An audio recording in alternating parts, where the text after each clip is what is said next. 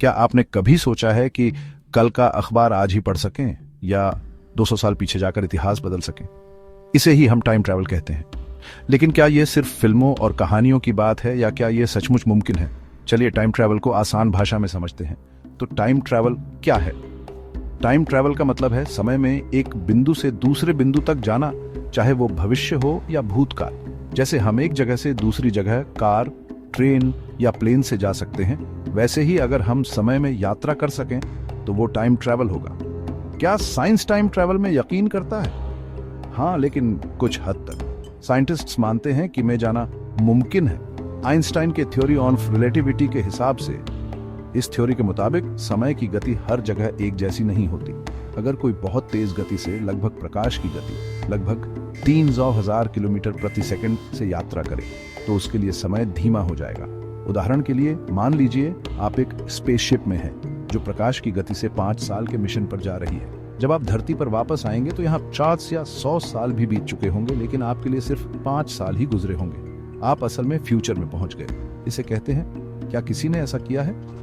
Astronaut Sergei अवदीयेव लगभग 748 दिन space station पर रहे। जब वे वापस आए तो साइंटिस्ट्स ने पाया कि उनका शरीर धरती के समय से थोड़ा पीछे था। हालांकि फर्क बहुत कम था, बस कुछ माइक्रोसेकंड्स। लेकिन यह साबित करता है कि टाइम ट्रैवल मुमकिन है, भले ही धीरे धीरे। अब बड़ा सवाल, क्या हम समय में पीछे जाकर इतिहास बदल सकते हैं? साइंस का जवाब है अभी नहीं।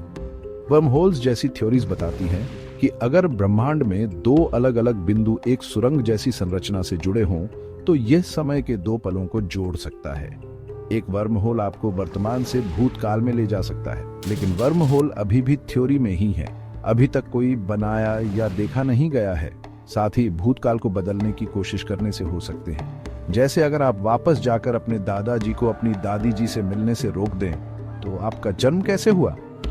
चलिए फिल्मों में टाइम ट्रैवल के बारे में बात करते हैं। और जैसी फिल्में दर्शकों को यह दिखाकर आकर्षित करती हैं कि समय के साथ छेड़छाड़ कैसे घटनाओं को बदल सकती है। हालांकि इनमें से कई परिदृश्य असली साइंस से मेल नहीं खाते, लेकिन कल्पना करना दिलचस्प होता है। तो फैसला क्या है?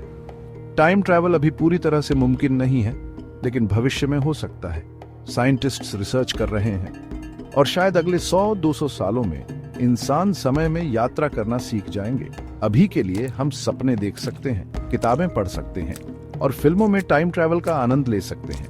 देखने के लिए धन्यवाद। अगर आपको ये वीडियो पसंद आया हो तो लाइक बटन दबाएं और ज्यादा दिलचस्प कंटेंट के लिए सब्सक्राइब करना न भूलें। फिर मिलते हैं भविष्य में या शायद भूतकाल में।